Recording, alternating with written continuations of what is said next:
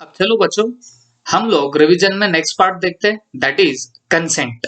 Okay, हमारा एक और इसेंशियल एलिमेंट होता है that is free consent. Okay, तो कंसेंट का एग्जैक्टली मीनिंग क्या होता है?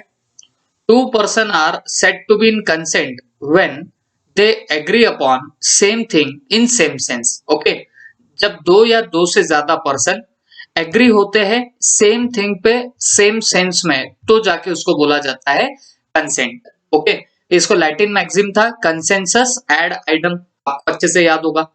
तो ये जो आपका कंसेंट होता है वो काफी इंपॉर्टेंट होता है एक कॉन्ट्रैक्ट के लिए। ओके, हम जिस चीज के बारे में बात कर रहे हैं वही सामने वाला भी समझ रहा है क्या, ये काफी इंपॉर्टेंट होता है। ओके, जैसे हम हापुस आम बोल रहे हैं बट उंगली बता रहे हैं, मान के चलो आपके केशर आम के पास में, और सामने वाला आपको हापुस आम दे दे, तो मेरे को एक बात बताओ, या केशर आम आपको दे दे, तो यहाँ पे क्या हो रहा है बताना, आपका same thing in same sense नहीं होता। ओके, तो ऐसा जो भी पर्टिकुलर आपका होगा कॉन्ट्रैक्ट, तो वहां बोला जाएगा कि कंसेंट आपका नहीं था, और कंसेंट नहीं रहे तो फिर आपका क्या नहीं होगा, कॉन्ट्रैक्ट वैलिड बन ही नहीं सकता। ओके, फिर इसके बाद में हाँ, ये यहाँ पे पैराग्राफ दिया है, parties are said to have consented when they not only agreed upon the same thing but also agreed upon the thing in same sense। तो सिर्फ अग्री होना सेम चीज के लिए इतना ही काफी नहीं है, बल्कि सेम सेंस में भी क्या होना चाहिए, अग्री होना चाहिए। Same thing must be understood as the whole content in the agreement. Okay, मतलब वो जो चीज की बात चल रही है, थिंग की बात चल रही है, वो इन टोटलिटी देखना पड़ेगा।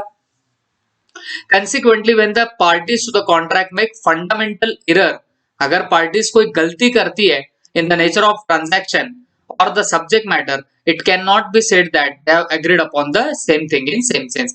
मतलब आप हापुस आम मांग रहे हो, केशर आम के पास उंगली बता के, सामने वाला केशर आम दे रहा है, अब आपको नहीं पता था कि वो केशर आम है, आप उसको हापुस समझ के उसके पास उंगली बता रहे थे, और सामने वाले ने आपको क्या कर दिया, केशर आम ही दे दिया, उसको लगा कि आपको वही आम चाहिए। तो ये क्या हो गया बताना, same thing in same sense नहीं हुआ। ओके, तो इसको बोला जाएगा कि आपका यहाँ पे कंसेंट नहीं था। ओके, फिर इसके बाद हम लोग और थोड़ा सा आगे बढ़ गए, और फिर वहां जाके हम लोगों ने बात करी थी फ्री कंसेंट होना जरूरी है। देखो, कंसेंट तो डेफिनेटली होना, लेकिन वो कंसेंट भी कैसा होना चाहिए बताना, फ्री होना चाहिए। अब फ्री कंसेंट किसको बोलेंगे, कैसे बोलेंगे? तो देखो, बहुत सीधी सी बात है, डेफिनेशन ऑफ फ्री कंसेंट दिया गया है सेक्शन 14 के अंदर। ठीक है, तो सेक्शन 14 क्या बोलता है, consent is said to be free. तो कंसेंट को तब फ्री बोला जाएगा when it is not caused by, जब ये इन फॉलोइंग ग्राउंड से कॉज नहीं हुआ, तो जाके उसको बोला जाएगा कंसेंट। ओके, तो कंसेंट को फ्री कंसेंट कब बोलेंगे, when it is not caused by the following, जब ये नीचे दिए गए कारणों से अगर ना हो तो फिर वो कंसेंट फ्री रहेगा। सबसे पहला है कोर्जन, जो दिया गया है सेक्शन 15 के अंदर। ओके, कोर्जन का मतलब वेगली बोलू, रफली बोलू तो फिजिकल, हाँ, बट आपको पता है नीचे उसका डेफिनेशन में कितने सारे पॉइंट उसके अंदर कवर्ड है। ओके, तो अगर आप कोर्जन से सामने वाले का कंसेंट लोगे तो उसको फ्री कंसेंट नहीं माना जाएगा। वैसे ही अनड्यू इन्फ्लुएंस, आप अगर किसी से अनड्यू इन्फ्लुएंस करके, मतलब मेंटल प्रेशर डाल के आप लोग कोई कॉन्ट्रैक्ट करवा रहे हो, तो वहां पे भी बोला जाएगा कि बच्चे का फ्री कंसेंट नहीं था, उस पर्सन का फ्री कंसेंट नहीं था। ओके, और ये कहा दिया गया सेक्शन 16 में। फ्रॉड, फ्रॉड के लिए क्या क्या होता है वो सब वहां पे दिया गया है, उसके डेफिनेशन में पॉइंट्स आएंगे। उसके बाद मिस रिप्रेजेंटेशन, मतलब आपका इंटेंशन सामने वाले को डिसीव करने का नहीं होता, फिर भी आप उसको हार्म पहुंचाते हो इनोसेंटली, तो वो क्या माना जाएगा, आपका मिस रिप्रेजेंटेशन। और उसके अलावा होता है लास्ट में आपका मिस्टेक। तो जब ये पांचों चीजों की वजह से आपका कंसेंट दिया जाए, तो फिर बोला जाएगा कि कंसेंट आपका फ्री कंसेंट नहीं था। बात समझ में आ गई? याद रखना, coercion, fraud, misrepresentation, undue influence, इनसे अगर कॉन्ट्रैक्ट बना तो वो कैसा बनेगा, voidable at option of party whose consent was so caused. तो ये चार, पहले जो चार चीजें हैं उसकी वजह से कॉन्ट्रैक्ट आपका कैसे बनने लग जाएगा, आपका वॉइडेबल कॉन्ट्रैक्ट बनेगा। लेकिन when the consent vitiated by mistake, the contract becomes void। Mistake से हुआ तो वॉइड, इन चारों चीजों की वजह से होता है तो वो क्या बनेगा, वॉइडेबल बनेगा। आई होप सबके ध्यान में आया होगा। अब बच्चों हम लोग देखेंगे एलिमेंट्स वाइशिएटिंग फ्री कंसेंट, मतलब जो फ्री कंसेंट होने नहीं देते ऐसे एलिमेंट्स हम लोग देखने जा रहे हैं। ओके, तो उसमें सबसे पहले हम लोग देखने वाले कोर्जन के बारे में। ओके, और कोर्जन दिया कहां पे गया है बताना, सेक्शन 15 के अंदर। ठीक है, कोर्जन, कोर्जन का सेक्शन क्या है, 15। क्लियर? कोर्जन इज कमिटिंग और थ्रेटनिंग टू कमिट, मतलब या तो आप कुछ कर रहे हो या करने की धमकी दे रहे हो। क्या? एनी एक्ट, कोई act which is forbidden by Indian panel Code. ठीक है, और द अनलॉफुल डिटेनिंग, उसके बाद की बात बाद में। तो ये पहली लाइन का मतलब क्या होता है, कोर्जन का डेफिनेशन है कमिटिंग, मतलब आप कुछ कर रहे हो, और थ्रेटनिंग टू कमिट, मतलब करने की धमकी दे रहे हो। क्या? Any act forbidden by Indian panel code, मतलब ऐसा कोई पर्टिकुलर एक्ट जो forbidden by Indian panel code है, मतलब जिसको आईपीसी क्या बोलता है, मना करता है। ठीक है, और द अनलॉफुल डिटेनिंग और थ्रेटनिंग टू डिटेन, मतलब आप अनलॉफुली किसी की प्रॉपर्टी डिटेन कर लेते हो, जब्त कर लेते हो, और threatening to detain any property, या धमकी दे रहे हो किसको कि मैं तेरी प्रॉपर्टी हड़प लूंगा, to the prejudice of any person, मतलब किसी को हार्म पहुंचाने के लिए, with the intention of causing any person to enter into agreement. अब ये हार्म भी क्यों पहुंचा रहे हो सामने वाले को, ताकि वो बंदा एंटर करे एग्रीमेंट में। ओके, तो इसको हम लोग क्या नाम देने वाले, आपका कोर्जन। तो पूरी डेफिनेशन ये होती है, अगर आप कोई एक्ट करते हो या कोई एक्ट करने की धमकी दे रहे हो जो forbidden by Indian panel code है। इंडियन पेनल कोड पनिशमेंट देने वाला एक एक्ट है, जो क्रिमिनल एक्ट्स है, क्रिमिनल एक्टिविटीज है, तो उसकी क्या पनिशमेंट होगी ये दिया गया है आईपीसी में। ओके, तो आप उसमें दिए हुए या फॉरबिडेड करे हुए एक्ट कर रहे हो या करने की धमकी दे रहे हो, तो बच्चों ये फिर आपका क्या बन जाता है, कोर्जन। तो याद रखना, थ्रेटनिंग टू कमिट ये भी आपका आपका कोर्जन बनेगा। सिर्फ कमिट करना मतलब गलत काम करना ही कोर्जन नहीं बनेगा, लेकिन अगर आप करने की धमकी भी दे रहे हो which are forbidden by Indian panel code, तो भी वो क्या बनने वाला है, कोर्जन बनेगा। ओके, अब यहां पे दिया गया है analysis of the coercion. The section does not require that coercion must proceed from a party to enter the contract. अब जरूरी नहीं है जो दो पार्टी टू द कॉन्ट्रैक्ट है उन्हीं पे कोर्जन होगा, ये मैंने आपको शायद सिखाते वक्त भी बताया था। Okay, nor it is necessary that the subject of coercion must be the other contracting party। ऐसा नहीं है कि कोर्जन, अब समझो आप और मैं, हम दोनों कॉन्ट्रैक्ट में एंटर कर रहे हैं। अब मैं क्या करता हूं, मैं आपका गला दबाता हूं और आपको बोलता हूं कि आपकी प्रॉपर्टी मेरे नाम कर दो। बात समझ में आ रही है? तो जरूरी नहीं कि मैं ही आपका गला दबाऊं। कोर्जन करने के लिए मैं किसी डॉन को भी अपॉइंट कर सकता हूं, डॉन को बोल सकता हूं भाई उसका जाके गला दबा दे, और मैं आपको बोलूंगा कि भाई तू तेरी प्रॉपर्टी मेरे नाम कर, नहीं तो वो डॉन आएगा तेरा गला दबा के जाएगा। मेरे को एक बात बताओ, क्या मैं कोर्जन कर रहा हूं आपके ऊपर? नहीं, बट मैं किसी और से करवा रहा हूं। बात समझ में आ गई? ये भी कोर्जन होता है, माना जाएगा कोर्जन। और जरूरी नहीं कि मैं आपके ही कोर्जन करूं, आपके किसी फैमिली मेंबर पे भी मैं क्या कर सकता हूँ, कोर्जन करा सकता हूँ, और आपको बोल सकता हूँ कि भाई चल अभी क्या करना है, एंटर हो जा कॉन्ट्रैक्ट के अंदर। बात समझ में आ गई? तो कोर्जन जरूरी नहीं होता कि मैं ही खुद करूं, मैं किसी और से भी करा सकता हूं, और वो भी जरूरी नहीं कि आप पे ही मैं कोर्जन करूंगा, आपके किसी रिलेटिव पे भी मैं कोर्जन कर सकता हूं। बात समझ में आ गई आपको? तो ये हुआ आपका coercion. Following are the essential ingredients of the coercion. Coercion के कुछ इंपॉर्टेंट पॉइंट्स ये रहे, कमिटिंग और threatening to commit any act forbidden by Indian panel code. तो कोई एक्ट है which is forbidden by Indian panel code, तो वो कमिट करना या करने की धमकी देना, ये सब काय के अंदर आएगा बताना, आपके कोर्जन के अंदर आएगा। अनलॉफुल डिटेनिंग और threatening to detain any property to the prejudice of any person, ये भी वही आ रहा है। With the intention of causing the other person to enter into agreement, ये जो ऊपर डेफिनेशन है ना, इसको उसने तोड़ तोड़ के बताया हुआ है। It is to be noted that it is immaterial. Immaterial का मतलब होता है इररिलेवेंट। ये इररिलेवेंट है whether the Indian penal code is or not in force at the place where the coercion is employed। मतलब जहां पे कोर्जन हुआ तो वहां पे इंडियन पेनल कोड एप्लीकेबल है या नहीं, इसकी कोई फर्क नहीं गिरेगा। मतलब क्या हुआ, हमारा ये जो इंडियन पेनल कोड है ना, ये हमारे इंडिया की टेरिटरी में लगता है, आउटसाइड इंडिया नहीं लगता। तो अगर कोई बंदा कोर्जन आउटसाइड इंडिया करे, जैसे कोई एक्स नाम का बंदा है, उसका बेटा पढ़ने के लिए है यूएसए में, और आप उस एक्स को धमकी दे रहे हो कि तू तेरी प्रॉपर्टी मेरे नाम कर दे, नहीं तो मैं एक्स को उधर टपका दूंगा, कहां पे, यूएसए में टपका दूंगा। तो मुझे एक बात बताओ, ये जो कोर्जन होने वाला है ये कहां पे होने वाला है, आउटसाइड इंडिया। लेकिन क्या हम लोग इसको कोर्जन नहीं बोलेंगे क्या, जवाब है नहीं। तो it is immaterial whether the Indian penal code is or not in force at the place where the coercion is employed। तो वो कोर्जन जहां पे लगाया, ये मत देखो कि वहां पे इंडियन पेनल कोड अप्लाई होता है या नहीं होता है, ये आप लोगों को वहां पे नहीं देखना पड़ेगा। उसके बाद effects of coercion under section 19। तो कोर्जन के क्या क्या इफेक्ट होंगे।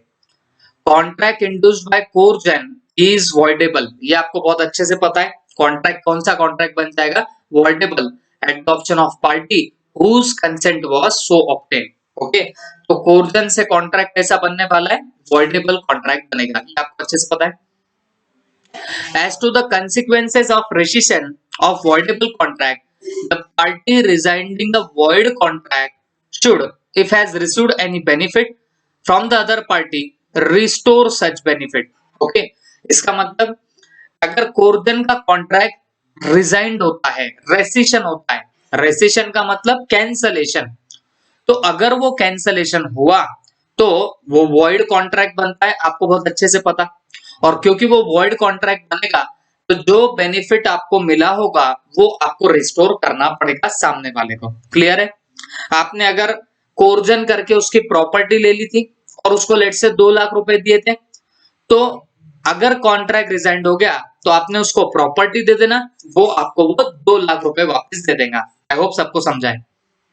A person to whom money has been paid or anything delivered under coercion must repay or return it। मतलब जिस बंदे को या जिस बंदे के ऊपर कोर्जन हुआ उसको अगर कुछ पैसा मिला होगा तो उसने क्या करना चाहिए, उसको रिटर्न करना चाहिए। ठीक है। अब ये यहाँ पे ऐसे एग्जांपल दिया है, husband obtained a release deed from his wife and son under a threat of committing suicide। The transaction was set aside on the ground of coercion। Suicide being forbidden by Indian Penal Code, the threat to suicide amounts to coercion।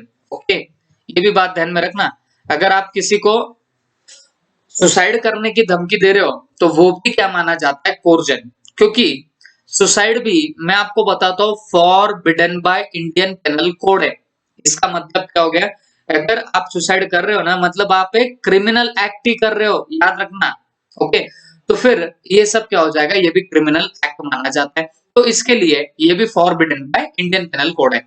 तो अगर कोई husband obtain करता है release deed from his wife and son, तो मतलब release date बोले तो खुद को छुटकारा प्राप्त कर लेता है, छुटकारा ले लेता है किससे, अपने वाइफ और सन से।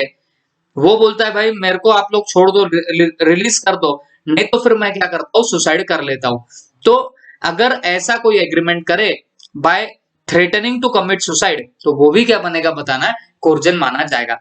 आप इसमें एक ही पॉइंट याद रखना, अगर कोई थ्रेट टू कमिट सुसाइड करता है ये भी कोर्जन है, ये अंडर इन्फ्लुएंस नहीं होता। This is what your coercion. I hope सबको समझ में आया होगा। अब नेक्स्ट पार्ट है बच्चों अनड्यू इन्फ्लुएंस, जो कि दिया गया है सेक्शन 16 के अंदर। ओके, अब अनड्यू इन्फ्लुएंस का डेफिनेशन क्या है, a contract is said to be induced by undue influence where the relation subsisting. Okay, देखो अनड्यू इन्फ्लुएंस होने के लिए सबसे पहली बात क्या है, रिलेशन सबसिस्ट होना चाहिए। Relation subsisting between the parties are such that one of the parties is in a position to dominate the will of another या अदर। इसका मतलब क्या है, दो पार्टीज है, दो पार्टीज के बीच में कोई रिलेशनशिप है, वो रिलेशनशिप ऐसा है कि एक पार्टी बनती है डोमिनेटिंग पार्टी, ठीक है, एक पार्टी क्या बन जाएगी, dominating party, is in a position to dominate the will of other, जो डोमिनेट करेगी दूसरे के किसी के विल को, and he uses that position to obtain unfair advantage of other. तो क्योंकि एक पार्टी डोमिनेटिंग पार्टी है, तो ये दूसरे पार्टी का एडवांटेज उठाती है, और एडवांटेज किस चीज के लिए उठाती है बच्चों, सामने वाले को डिसीव करके वो खुद को एडवांटेज पहुंचा देते हैं, तो ऐसी पार्टी को हम लोग क्या बोलते हैं, डोमिनेटिंग पार्टी। तो बेटा जब भी ऐसा रिलेशनशिप है जहां एक पार्टी डोमिनेटिंग पार्टी है और वो दूसरे का अनडू एडवांटेज उठाती है, अनफेयर एडवांटेज उठाती है, तो उसको बोला जाएगा कि ये कॉन्ट्रैक्ट में कंसेंट फ्री नहीं है, okay, and that is caused by what, undo influence. A person is deemed to be in a position to dominate the will of another। कब बोला जाएगा कि एक पार्टी डोमिनेटिंग पार्टी है, तो याद रखना where he holds real or apparent authority। जब रियल और apparent authority होती है तब बोला जाएगा कि एक पार्टी डोमिनेटिंग पार्टी है। या party stands in fiduciary relationship, trust and confidence का रिलेशनशिप होगा तो भी बोला जाएगा कि पार्टी कौन सी है, डोमिनेटिंग पार्टी है। where he makes a contract with a person whose mental capacity is temporarily or permanently affected by the reason of age, illness, mental or bodily distress, example, etc etc। तो बोलने का मतलब क्या है, जिसकी mental capacity temporarily और permanently नहीं है बिकॉज ऑफ एज, इलनेस वगैरह वगैरह, तो फिर ऐसे बंदे से भी आप लोग क्या करा रहे हो बताना, कॉन्ट्रैक्ट करा रहे हो, तो फिर बोला जाएगा कि सामने वाले का कंसेंट फ्री कंसेंट नहीं था, ओके। तो ये चीज का आप लोग ख्याल रखना। अब देखो यहाँ पे एक डाउट जनरेट हो सकता है, आपके दिमाग में ये बता सकते हैं कि सर उसके मेंटल कैपेसिटी नहीं है, तो मतलब क्या वो साउंड माइंड नहीं है? तो जवाब है ऐसा नहीं होता। साउंड माइंड बोले तो पूरा पागल हो जाता। ये कैपेसिटी नहीं होती इतनी खास बाय रीजन ऑफ एज और इलनेस, ओके। मतलब ज्यादा एज हो जाती है, इलनेस होती है या बॉडीली डिस्ट्रेस होता है, तो ये जो लोग होते हैं ना बच्चों, ये लोग आप जैसा बोलते हो वैसा ही काम करते हैं। तो मतलब क्या हो गया, इनका कंसेंट फ्री कंसेंट नहीं होता। जैसे ओल्ड इलिटरेट पर्सन, अगर कोई एक बूढ़ा पर्सन है जो इलिटरेट है, तो बात बहुत सीधी है, आप जैसा उसको बोलोगे वो वैसे ही काम करेगा। इन शॉर्ट उसका कंसेंट फ्री कंसेंट नहीं होता। It is caused by what, undue influence, okay. इन सबको उसने डिटेल में वैसे नीचे एनालिसिस के पॉइंट्स में लिखा है, ये देखो यहाँ पे आपको दिख रहा होगा, यहाँ बहुत डिटेल में लिखा गया है। तो आप पढ़ते टाइम दोनों में से कोई एक ही पढ़ना, ओके। नीचे का पढ़ रहे हो तो ये मत पढ़ना, ऊपर का पढ़ा तो नीचे का मत पढ़ना। बट मैं हमेशा आपको सजेस्ट करूंगा, जब भी मॉड्यूल पढ़ोगे ना, तो भले ही आप प्रोविजन मत पढ़ो, लेकिन ये एनालिसिस जरूर पढ़ा करो, ओके। ये एनालिसिस में बहुत डिटेल में दिया होता है और हमारी लैंग्वेज में दिया होता है, तो हमको अंडरस्टैंडेबल हो सकता है, ओके। तो इतना पढ़ लिया ना एनालिसिस, तो ऊपर का नहीं भी पढ़ोगे तो भी चलेगा। अगर आप दोनों पढ़ लेते हो, मतलब ये यहां से प्रोविजन भी पढ़ते हो और नीचे एनालिसिस भी पढ़ते हो, तो मैं बोलूंगा आपकी सिंगल रीडिंग में डबल रीडिंग हो जाएगी। कैसे? ये यहाँ पे आप प्रोविजन पढ़ रहे हो और उसी का नीचे एनालिसिस है, तो डबल डबल पढ़े जैसा हो जाएगा। तो मैं तो सजेस्ट एक ही करूंगा, जब टाइम कम होता है तो सिर्फ एनालिसिस पढ़ो, लेकिन टाइम अगर बहुत ज्यादा होगा तो ये प्रोविजन भी पढ़ना और नीचे से एनालिसिस भी पढ़ लेना। क्लियर हो गई बात? Example, A having advance money to his son B during his minority, upon B's coming age obtains by misuse of parental influence a bond from B for greater amount than the sum due in respect of advance A employs undue influence।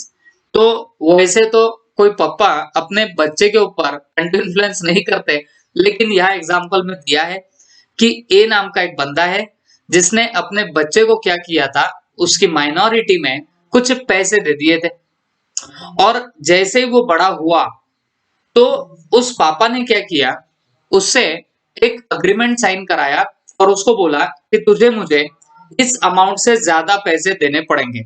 एक agreement बना लिया। अब क्योंकि वो उसके पापा जो है वो डोमिनेटिंग पार्टी है, तो बच्चे ने बेचारे ने क्या किया बताना, एग्रीमेंट भी साइन कर दिया। मेरे को एक बात बताओ, ये कंसेंट कैसा गया बताना। ये कंसेंट गया अंडर इन्फ्लुएंस है। डेफिनेटली कोई फादर करते नहीं है, बट भाई एग्जाम्पल फ्रेम करने को क्या लगता है, कुछ भी फ्रेम कर दिया जाता है। ओके, आगे। A man enfeebled by disease or age is induced by B's influence over him as a medical attendant to agree to pay B an unreasonable sum for his professional services। तो एक बंदा है जिसको disease भी है और as well as उसकी as भी ज्यादा हो गई है। ओके, और वो पर्टिकुलर बंदा उस पर्टिकुलर ए नाम के बंदे के साथ में क्या करता है बताना, एक अग्रीमेंट करता है एक बड़ी अमाउंट, अनरिजनेबल अमाउंट पे करने के लिए। अब क्योंकि ए तो डिसीज से पहले ही क्या है बताना परेशान है, एज वेल एज उसकी एज भी ज्यादा है, तो अकॉर्डिंगली ए क्या कर देता है, बी को पैसे दे देता है, अनरिजनेबल मनी दे देता है। तो मुझे एक बात बताओ, ये भी तो क्या हो गया, अंडर इन्फ्लुएंस हो गया। क्योंकि यहाँ पे वो डॉक्टर क्या था बताना, मेडिकल अटेंडेंट बोले तो आप लोग क्या बोल सकते हो, डॉक्टर। तो ये क्या बन गया बताना, यहाँ पे ये बन जाता है डोमिनेटिंग पार्टी। ठीक है, A being in debt to B, the money lender of his village contracts a fresh loan on terms which appear to be unconsignable। मतलब एक मनी लेंडर है जिसने क्या किया, ब्याज से पैसा दिया, इंटरेस्ट पे पैसा दिया, बट वो इंटरेस्ट बहुत बड़ी अमाउंट का था, अनकंसाइनेबल था। तो मुझे एक बात बताना, क्या ये पर्टिकुलर अग्रीमेंट फ्री कंसेंट से बोला जाएगा? जवाब है नहीं। It is also on what, ये भी अग्रीमेंट कैसा है बताना, ये भी अग्रीमेंट अंडर इन्फ्लुएंस से हुआ है। It lies upon B to prove that the contract was not induced by under influence. अब वो बी के ऊपर आता है कि भाई मैंने अंडर इन्फ्लुएंस सामने वाले के ऊपर नहीं किया। हमेशा याद रखना, किसको प्रूव करना पड़ता है कि अंडर इन्फ्लुएंस नहीं हुआ। अगर आपने मुझ पे केस ठोक दिया कि सर ने हमारे साथ अंडर इन्फ्लुएंस किया, तो ये मुझे प्रूफ करना पड़ेगा कि मैंने अंडर इन्फ्लुएंस नहीं किया। बात समझ के लेना। तो जिसके ऊपर आप लोग क्या कर रहे हो, केस डाल रहे हो कि भाई इसने अंडर इन्फ्लुएंस किया, तो उसको प्रूफ करना पड़ेगा कि मैंने अंडर इन्फ्लुएंस नहीं किया है। क्लियर हो गई बात सबको? आगे example 4, A applies to a banker for a loan at the time when there is stringency in the money market। जब मनी मार्केट में स्ट्रिंजेंसी थी, तो ए ने बैंकर के पास में लोन के लिए अप्रूवल मांगी। The banker declines to loan accept at an unusually high rate. Banker ने बोला हम कोई तुमको लोन वोन नहीं देंगे, लेकिन बहुत बड़े रेट ऑफ इंटरेस्ट पे अगर तुम पे करने के लिए रेडी हो बैच, तो हम लोग तुमको क्या करेंगे, लोन दे देंगे। A accept the loan on this term, और ए बोलता है ठीक है भाई मेरे पास तो पैसे नहीं है, ज्यादा तो ज्यादा रेट ऑफ इंटरेस्ट, लेकिन आप लोन तो दे दो। तो ए ने क्या कर लिया, लोन एक्सेप्ट कर लिया। This is a transaction in the ordinary course of business and the contract is not induced by undue influence. देखो ये बात बहुत सीधी है। अब क्योंकि बैंकर का काम होता है क्या, लोन देना, और अगर मार्केट में क्या है बताना, अगर पैसे की कमी है, तो अगर बैंकर ने क्या कर दिया, unwantedly high rate of interest पे क्या करता है, अगर लोन देता है, तो ये क्या माना जाएगा, ये not induced by undue influence. आप बोलेंगे सर ऊपर मनी लेंडर ने लोगों को लोन दिया तो वो अनकंसाइनेबल माना गया, ज्यादा रेट ऑफ इंटरेस्ट पे दिया तो अनकंसाइनेबल माना गया। लेकिन जब बैंकर ज्यादा रेट पे देता है तो इसको हम लोग अनकंसाइनेबल क्यों नहीं मानते? ऐसे अगर आपके दिमाग में आ रहा होगा तो मैं एक बात बताता हूँ, ये बैंक जो होती है ना बच्चों, तो बैंक के ऊपर आरबीआई होती है, रिजर्व बैंक ऑफ इंडिया, तो उसका पूरा कंट्रोल होता है इनके रेट ऑफ इंटरेस्ट वगैरह वगैरह पे, है ना। तो कितना रेट ऑफ इंटरेस्ट चाहिए कितना नहीं, इन सब पे किसका कंट्रोल होता है, आरबीआई का। तो क्योंकि एक बहुत बड़ी हमारी एक पर्टिकुलर इंस्टीट्यूशन उसके पीछे बैठी हुई है इनको वॉच करने के लिए, तो डेफिनेटली इन्होंने ज्यादा रेट ऑफ इंटरेस्ट भी लिया, बट उस पर तो कौन वॉच कर रहा है, आरबीआई। तो इसके लिए उसको अंडर इन्फ्लुएंस नहीं बोला जाता। बट ये जो मनी लेंडर होते हैं ना बच्चों, इन पे कोई वॉच नहीं रख सकता। इसके लिए इन्होंने अगर ज्यादा रेट ऑफ इंटरेस्ट पे किसी को लोन दिया तो वो अंडर इन्फ्लुएंस का माना जा सकता है। बात समझ में आए? तो किसी के अगर मन में डाउट आए कि सर बैंक अगर ज्यादा रेट पे इंटरेस्ट ले तो उसको हम अंडू इन्फ्लुएंस नहीं बोलते, बट मनी लेंडर ने ले तो बोलते। तो उसका रीजन क्या है बच्चों? ये गवर्न बाय आरबीआई है, आरबीआई इस पे वॉच रखती है, तो इसके लिए इसको अंडू इन्फ्लुएंस बोला ही नहीं जा सकता। बट मनी लेंडर पे तो कौन नजर रखता है? कोई नहीं। तो फिर ये क्या माना जा सकता है बताना है? ये माना जा सकता है अंडू इन्फ्लुएंस के अंदर। ओके, अब इसके बाद हम लोग आगे देखेंगे essential ingredients under the provision, या इसी का हम लोग एनालिसिस देखेंगे। अब बच्चों ये है essential ingredients under the provision, मतलब ये अंडू इन्फ्लुएंस के डेफिनेशन में कौन कौन से पॉइंट इंपॉर्टेंट है ये हम लोग देख रहे हैं। तो सबसे पहला, relation between the parties. Okay, तो जो दो पार्टीज है उनके बीच में रिलेशनशिप चाहिए। Okay, a person can be influenced by the other when near relationship between two exist। अब ये नियर रिलेशनशिप का मतलब आप लोग ब्लड रिलेशनशिप मत पकड़ना, ये ब्लड रिलेशनशिप नहीं होती। जब दो पार्टीज के बीच में रिलेशन हो सकता है ना बच्चों, तो तभी आप लोग क्या कर सकते हो? दूसरे पार्टी को इंड्यूस कर सकते हो। बात समझ में आई? दूसरे पार्टी को प्रेशर में डाल सकते हो। क्लियर हो गई बात? तो a person can be influenced by other when a near relationship between two exist. तो अंडू इन्फ्लुएंस के लिए सबसे पहली बात जो रिक्वायर्ड होती है वो क्या बताना?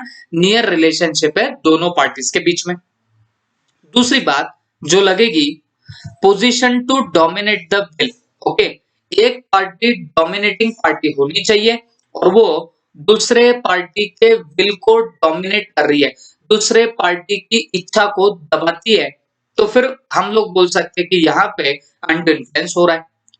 Relation between the parties exist in such a manner that, मतलब रिलेशन ऐसा है, one of them is in a position to dominate the will of other, मतलब एक पार्टी ऐसी है जो दूसरे पार्टी के विल को डोमिनेट कर सकती है।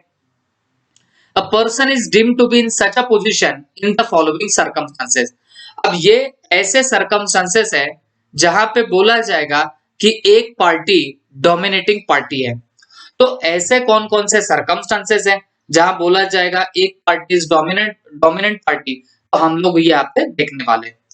तो जब दोनों पार्टीज के बीच में रियल एंड अपरेंट अथॉरिटी होती है, मतलब देखते के साथ समझ जाए कि दोनों के बीच में रिलेशनशिप है और एक पार्टी डोमिनेटिंग पार्टी है, देखते के साथ समझ जाए, तो भाई उसको बोलते हैं real and apparent authority. Okay, जैसे where a person holds a real authority over the other, जब एक बंदा सचमुच में दूसरे बंदे के ऊपर रियल अथॉरिटी रखता है, तो वो तो क्या बन जाएगी? रियल एंड अपरेंट अथॉरिटी बन जाएगी। ओके, जैसे एग्जांपल दिया है master and servant, doctor and patient. Master and servant में डेफिनेटली दिख के आता है real and apparent authority. Apparent मतलब दिख के आता है कि जो मास्टर होगा ये आपका यहाँ पे क्या बनने वाला है? डोमिनेटिंग पार्टी बनेगा। ये हमेशा सर्वेंट की विल को डोमिनेट कर सकता। डॉक्टर एंड पेशेंट में डॉक्टर डोमिनेटिंग पार्टी होता है। अभी तो पता है ना आपको, कोरोना चल रहा है ना? आपका रिपोर्ट कुछ भी आए बट बोल दिया डॉक्टर ने कोरोना तो कोरोना। बात समझ में आ गई? आप कितने भी पैसे डाल दोगे उसके बोलने पे, तो मतलब क्या हुआ? ये डॉक्टर क्या बन गया? ये डॉक्टर बन गया डोमिनेटिंग पार्टी। क्लियर हो रही बात आपको? फादर भी हो सकते क्या? जी हाँ, फादर और सन में पार्टी डोमिनेटिंग कौन है बताना? फादर। क्लियर है बात सबको? तो position to dominate the will देख रहे, और हम ऐसे सर्कमस्टेंसेस देख रहे जहां पे बोला जाएगा कि एक पार्टी डोमिनेटिंग पार्टी है, तो उसमें सबसे पहला क्या आता है? Real and apparent authority. और मैं पढ़ाते टाइम भी बोल दिया था आपको, यहाँ जो एग्जाम्पल हो रहे आ रहे वो रिपीट आ सकते हैं नीचे भी, उसमें कोई दो राय नहीं है। ओके, उसके बाद फिड्यूशरी रिलेशनशिप, मतलब अगर दो पार्टीज के बीच में रिलेशन ट्रस्ट एंड कॉन्फिडेंस का है, तो फिर वहां पे भी एक पार्टी डोमिनेटिंग पार्टी बनती है। Where relation of trust and confidence exist between the parties to a contract, such type of relationship exists between father and son, solicitor and client। solicitor मतलब क्या? जो लीगल एडवाइजर होता उसको क्या बोलेंगे? Solicitor. और उसका क्लाइंट। तो किसी को आपने गाड़ी से ठोक दिया, तो आप उसको फोन लगाओगे सॉलिसिटर को कि साहब मैंने ठोक दिया, क्या करूं? ओके, तो वो लीगल एडवाइस देगा कि भाई सीधे पुलिस स्टेशन में जाके कन्फेशन कर दो। ओके, या और कुछ आपको राय बताना है बता देगा। तो वहां डोमिनेटिंग पार्टी कौन बन रहा है? सॉलिसिटर। अब वो जो बोलेगा आप लोग वो सुनने वाले हो। तो वो अंडर इन्फ्लुएंस भी कर सकता है क्या? जी हाँ, कर सकता है। हस्बैंड एंड वाइफ, अब यहाँ डोमिनेटिंग कौन होगा? ये तो भाई उनका रिलेशन ही बताएगा। बात समझ में आ रही है? उसके बाद क्रेडिटर एंड डेटर, ये भी डोमिनेटिंग बन सकते हैं यहाँ पे। जिसको पैसे आने बाकी है वो डेटर, वो हमेशा क्या बनने वाला है? डोमिनेटिंग पार्टी बनेगा। ओके, तो दो केसेस ऐसे देखे हमने जहां पे आपका डोमिनेटिंग पार्टी देख के या समझ में आएगा कि एक पार्टी डोमिनेटिंग है और एक पार्टी डोमिनेटिंग नहीं है। तो वो दो कौन से? Real and apparent authority, fiduciary relationship, तीसरा मेंटल डिस्ट्रेस। अब इसका मतलब क्या हो गया? आप लोग या तो बीमार हो या टेम्पररली आपकी मेंटल कैपेसिटी अफेक्टेड है, तो बोला जाएगा कि आप मेंटल डिस्ट्रेस में हो। ओके, डिप्रेशन बोल सकते हैं हम लोग इसको। ओल्ड एज से हो सकता है या बॉडीली पेन से हो सकता है, किसी भी चीज से आपको मेंटल डिस्ट्रेस आ सकता है या डिप्रेशन आ सकता है। और मैं आपको तब भी बोला, जो बंदा बंदी डिप्रेशन में होते हैं तो उनको सामने वाला जो जैसा बोलेगा वो वैसा काम करने लगते हैं। मतलब वो क्या बन जा रहे बताना? Dominating party. जो उनका फायदा उठाएंगे वो बनते हैं डोमिनेटिंग पार्टी। ओके, तो वहां पे भी अंडर इन्फ्लुएंस दिख सकता है। जैसे doctor is deemed to be in a position to dominate the will of his patient enfeebled by the protracted illness. कोई खतरनाक बीमारी से अगर सामना कर रहा है पेशेंट, तो फिर डॉक्टर डोमिनेटिंग पार्टी बन जाता है। क्लियर है बात सबको? अब आप बोलेंगे सर डॉक्टर डॉक्टर हर जगह पे दिख रहा है। बेटा किसी भी जगह पे दिखा, इससे सिर्फ क्या प्रूव हो रहा कि एक पार्टी डोमिनेटिंग है। हमको देखना है अंडू इन्फ्लुएंस, और अंडू इन्फ्लुएंस के लिए क्या जरूरी होता है बताना? एक पार्टी का डोमिनेटिंग होना। तो वो इनमें से किसी भी रीजन से डोमिनेटिंग पार्टी बनता है तो लास्ट में तो उससे बनने क्या वाला है? अंडू इन्फ्लुएंस ही बनेगा। तो हमको कुछ फर्क नहीं गिरता कि वो फिड्यूशरी रिलेशनशिप से आ रहा या मेंटल डिस्ट्रेस से आ रहा, हमारा उसमें कोई लेना देना नहीं है। ओके, हमको सिर्फ इतना याद रखना है कि पार्टी क्या बनने वाली है? डोमिनेटिंग पार्टी बनेगी। क्लियर हो गई बात? उसके बाद अनकंसाइनेबल बार्गेन। अनकंसाइनेबल बार्गेन का मतलब क्या होता है? आप अगर सामने वाले को अगर पैसे की जरूरत है तो कोई मनी लेंडर एकदम हाई रेट ऑफ इंटरेस्ट पे बंदे को क्या करता है? कोई पैसा प्रोवाइड कर देता है, तो वो क्या हो जाएगा? अनकंसाइनेबल बार्गेन बन जाएगा। ओके, और ये unconscionable bargain is presume unfair in the eyes of law. Okay, तो ये भी क्या बन जाएगा बताना आपका? ये भी बनेगा अंडर इन्फ्लुएंस का पार्ट। ठीक है, जैसे एक केस लॉ था किरपाराम वर्सेस सामी उद्दीन एड Khan, youth of 18 years of age. ये जो सामी उद्दीन था तो ये 18 साल का था। स्पेंड ट्रिप, मतलब खर्चा करने की बहुत आदत थी और ड्रंकर्ड भी था, पीता भी बहुत था। उसने बोरो किए थे 90,000 on a bond bearing compound interest. अब आपको पता है सिंपल इंटरेस्ट कंपाउंड इंटरेस्ट क्या होता है? तो उसने 2% पर मेंशन, मतलब पर मंथ के हिसाब से बंदे ने क्या किया था बताना? उसने कंपाउंड इंटरेस्ट पे लेके रखा था। तो मुझे एक बात बताओ, अगर ये इतने बड़े कंपाउंड इंटरेस्ट पे लेता है, लोन अगर लेता है, तो यहाँ पे प्रॉब्लम क्या हो रही है बताना? प्रॉब्लम ये हो रही है ये अनकंसाइनेबल बार्गेन हो गया। ओके, उसको जरूरत थी तो सामने वाले ने उसको इतने एक्सॉर्बिटेंट रेट पे क्या कर दिया? इंटरेस्ट पे उसको लोन दे दिया। तो यहाँ पे क्या माना गया बताना? कि यहाँ माना गया कि ये अनकंसाइनेबल था और कृपाराम ने अंडू इन्फ्लुएंस किया सामी उद्दीन पे। ओके, तो फिर ये केस किसके फेवर में आया बताना? सामी उद्दीन के, क्योंकि ये क्या बन गया? ये अंडू इन्फ्लुएंस का केस बन जाता है। ठीक है, उसके बाद अब ये क्योंकि हमने बहुत डिटेल में देखा है तो मैं जस्ट आपको रशअप कर रहा हूँ, गो थ्रू करा रहा हूँ बस। ओके, बाकी डिटेलिंग में हमने पहले करके रखा हुआ है। आगे, the object must be to take undue advantage. अब यहाँ पे आपका पर्पस क्या होता है? सामने वाले का एडवांटेज उठाना। क्यों डोमिनेटिंग पार्टी अनडू इन्फ्लुएंस करती है दूसरे पार्टी पे? उसका एडवांटेज लेने के लिए। बात क्लियर है? उसके बाद बर्डन ऑफ प्रूफ, मैंने आपको समझा दिया। अगर मैंने आप पे अंडू इन्फ्लुएंस किया ऐसे आप बोल रहे हो तो वो प्रूफ किसको करना पड़ेगा? वो मुझे प्रूफ करना पड़ेगा। मतलब डोमिनेटिंग पार्टी को प्रूव करना पड़ेगा कि मैंने कोई अनडू इन्फ्लुएंस नहीं किया। बात क्लियर है? The burden of proving the absence of use of dominant position to obtain the unfair advantage will lie on the party who is in position to dominate the will of other. मतलब जो party dominating party होती है तो उसने अपने dominating position का undue advantage नहीं उठाया सामने वाले के ऊपर, तो ये हमको प्रूव करना पड़ता है। क्लियर हो गई बात? Power to set aside the contract. अब बेटा ये तो मैंने आपको पहले भी बता दिया ना, अब क्योंकि अनड्यू इन्फ्लुएंस से अगर कॉन्ट्रैक्ट होता है तो वो पहली बात तो क्या बनने वाला है, वॉइडेबल कॉन्ट्रैक्ट बनेगा। लेकिन ये कहा दिया गया है, सेक्शन 19A के अंदर दिया गया है। ओके, तो ये कॉन्ट्रैक्ट कैसा बनेगा, वॉइडेबल कॉन्ट्रैक्ट बनेगा। At the option of party whose consent was so caused, any such contract may be set aside either absolutely or if the party who was entitled to avoid has received the benefit। मतलब आप क्या कर सकते हो बताना, आप लोग contract को सेट असाइड करते हो या फिर कोर्ट जैसे इंस्ट्रक्शन देगा वैसे आप लोग उसको फॉलो भी कर सकते हो। क्लियर है? अब यहां पे आपको और एग्जांपल दिया गया है। A money lender advances 1 lakh to B an agriculturist.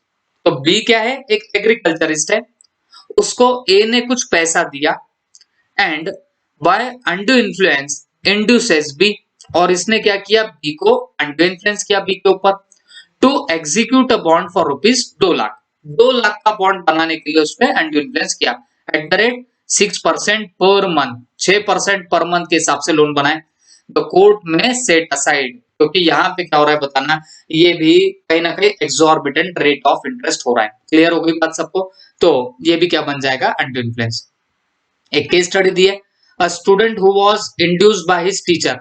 तो टीचर ने स्टूडेंट को इंड्यूस किया to sell his brand new car to the latter. Latter मतलब आप यहाँ पे बाद वाला, लेटर मतलब बाद वाला होता है, और बाद में किसका नाम है, टीचर का।